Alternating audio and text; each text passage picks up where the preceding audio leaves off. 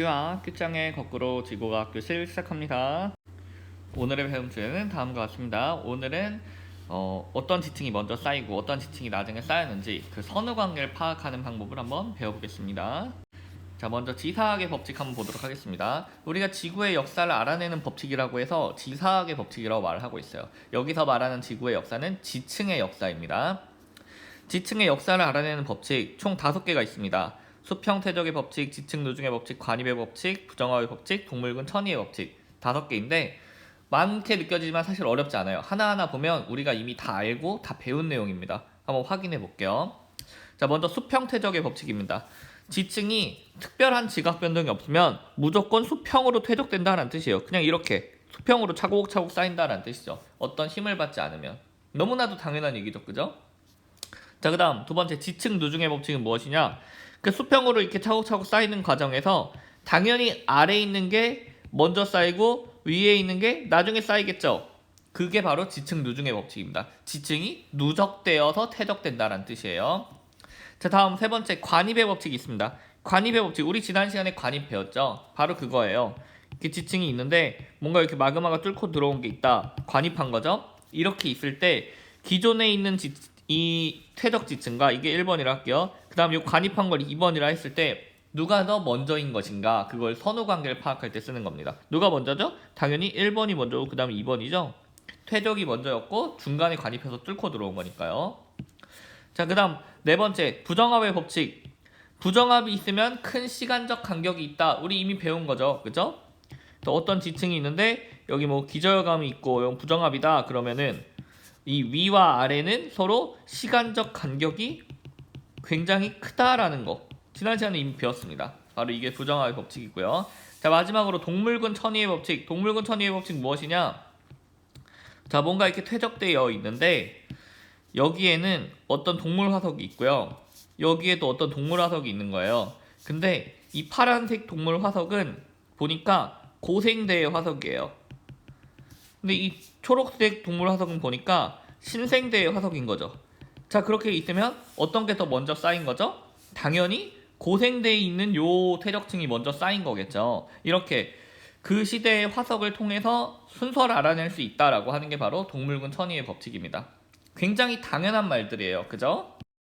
자, 그래서 방금 배운 이 지사학의 법칙을 이용해서 우리가 어떤 지층이 먼저 쌓였고 어떤 지층이 나중에 쌓였는지 그 선후 관계를 파악할 수 있는데 그 지층의 정확한 나이, 뭐 예를 들어 얘가 2.3억 됐다, 얘는 1.7억 됐다, 이런 정확한 나이는 아니지만 얘가 얘보다 먼저다, 이렇게 상대적으로 그 순서는 알아낼 수 있다는 거죠. 이걸 바로 우리가 상대 연령이라고 합니다. 연령이라는 건 나이죠, 나이. 어른들의 나이를 연령이라고 하죠. 연세가 어떻게 되시냐 뭐 이런 식으로. 근데 이 정확한 나이는 아니지만 상대적인 연령을 알아낼 수 있다라고 해서 상대 연령이라고 부릅니다. 그 상대 연령은 한 지역에 분포하는 서로 접촉하고 있는 지층과 암석의 생성 순서를 결정한다. 여기서 중요한 건 한 지역, 특정 지역이라는 거예요. 이 지역의 지층 단면을 보고 그 지역에서 어떻게 선후 관계가 되었는지를 파악하는 겁니다. 예를 들어 볼게요. 한번 이 그림을 볼게요. 이 구역의 단면도예요. 그럼 얘를 이용해서 이 지역에서 어떤 지층의 순서가 어떻게 됐는지 그걸 알아낸다는 거죠. 잠시만요. 여기 좀 지우고 다시 할게요. 자, 그래서 보면은 얘 같은 경우에 지금 뭐가 먼저 쌓였겠느냐? A, B, C, D, E, F, G의 지층들이 있는데 보면 당연히 아래부터 쌓이니까 뭐 별 생각 없이 하면 맨 아래에 있는 거 F, 그 다음에 뭐 E, G, D, C, B, A겠다 이런 식으로 생각할 수 있겠죠. 하지만 그게 아니라는 거죠. 그냥 단순히 그렇게 생각하는 게 아니라 아까 배운 지사학의 법칙을 적절히 활용을 해야 됩니다. 자, 한번 볼까요? 이 그림에서 F랑 G는 화성암이에요. 화성암.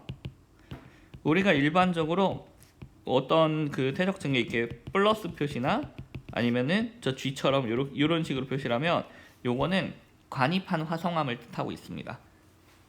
자, 그러면 한번 볼게요. 제일 먼저 쌓인 건 일단 제일 아래에 있는 E가 제일 먼저 쌓였을 거예요. 그 다음에 보니까 F가 지금 분출을 했었죠. 한번.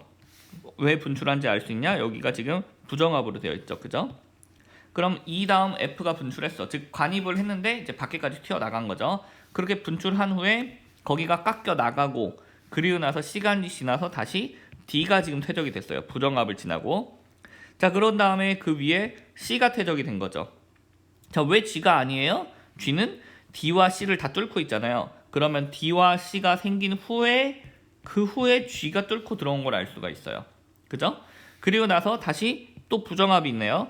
부정합에 의해서 다 침식을 당하고 그 위에 B가 퇴적이 되고 그 위에 A가 퇴적이 됐어요. 그럼 지금 이 지층 단면도를 보고서 요런 순서로 요 순서로 지금 퇴적이 되었구나, 요 순서로 지층이 쌓였구나 라는 걸 우리가 알아낸 거죠. 이게 바로 상대 연령이에요. 자, 여기다가 우리가 중간중간에 어떤 이벤트가 있었는지를 또 써주면 더 좋겠죠. 뭐 예를 들어 F는 분출했었고 그 후에 D가 쌓이기 전에 여기에 부정합이 한번 있었고, 그죠? 부정합의 종류까지 써주면 더 좋을 것 같아요. 뭐 난정합이라든지 이런 식으로. 그 다음에 여기 G가 관입을 한 거고요. 그 후에 여기 G가 관입한 후에 또 여기서 부정합이 있었죠. 이렇게 이벤트까지 써주면 어떤 일이 발생했는지까지 다 알아낼 수 있는 거죠. 자, 플리커스 타임입니다. 지금 영상 촬영하고 있는 그 시간이 1교시예요. 1교시. 자, 근데 앞에서 본 상대 연령은 특정 지역에서의 지층의 순서만 알 수 있다 그랬어요. 근데 우리는 그게 아니라 저 옆에 있는 지역, 다른 지역과의 지층의 순서도 알고 싶은 거죠. 그렇게 해서 알아내는 방법을 우리가 지층의 대비라고 말합니다. 약간 다른 방법이에요. 대비라는 거는 대조해서 비교한다 라는 뜻입니다. 옆에 지역과 대조해서 비교하는 거예요. 그래서 멀리 떨어진 지층의 생성 순서를 결정한다 라고 써있죠. 자, 이 지층의 대비 방법 두 개가 있습니다. 첫째로 암상에 의한 대비가 있어요. 암상이란 건 암석의 상태예요. 그러니까 즉 그냥 지층의 상태, 그 지층 자체를 의미하는 거죠. 지층을 이용한 대비다라는 거예요. 어떤 식이냐? 자, 지금 보면 여기에 첫 번째 지역, 두 번째 지역, 세 번째 지역에 지층 단면도가 있어요. 근데 얘네들은 엄청 멀리 떨어진 건 아니고 비교적 가까운 지역이에요. 자, 암상에 의한 대비 첫 번째 특징, 비교적 가까운 지역을 비교하는 겁니다. 이렇게 봤을 때 여기 보니까 똑같은 퇴적층이 있어요. 뭐냐? 바로 응해암 측이에요.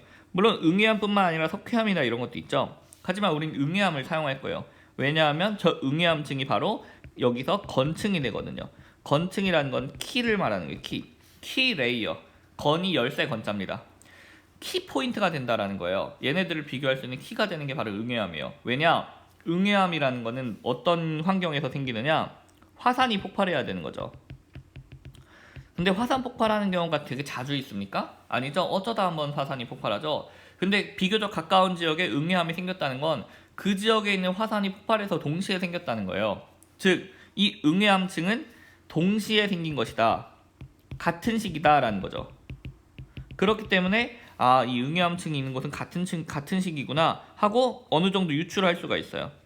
자, 그럼 이 응해암층이 같은 시기야. 그럼 주변 지역에서 똑같은 시기가 되니까 여기를 기준으로 삼으면 되겠다라는 거죠. 즉, 건층은 기준이 되는 거예요. 여기를 기준으로 삼았어요.